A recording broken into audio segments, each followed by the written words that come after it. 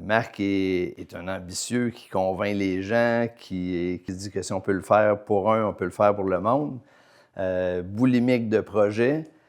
Ça a été des aventures dans lesquelles on a tous beaucoup appris.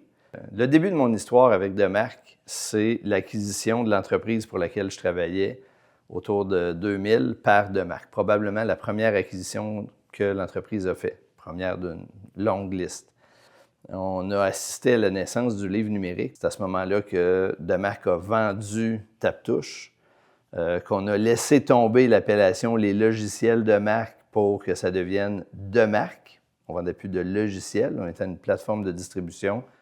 Puis, progressivement, Marc s'est dit, bien, si on peut le développer pour les activités du livre québécois, pourquoi on n'irait pas la proposer aussi à des entreprises françaises et pourquoi pas à des entreprises italiennes puis espagnoles?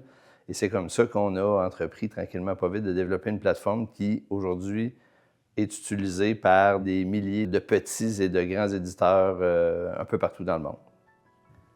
Clément Laberge, j'ai fait 3 passages chez Demarque jusqu'à présent. Entre 2000 et 2020, j'ai occupé plusieurs rôles, dont celui de directeur général. Marc, comme patron d'entreprise, comme partenaire d'affaires, comme ami, c'est le gars qui a une vision, qui donne envie aux gens de s'y joindre, qui fait tomber toutes les barrières.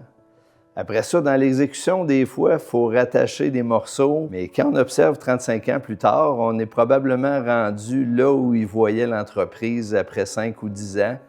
Ça fait que là, on se laisse guider par ce qu'elle sera probablement dans un autre 10, 15 ou 20 ans.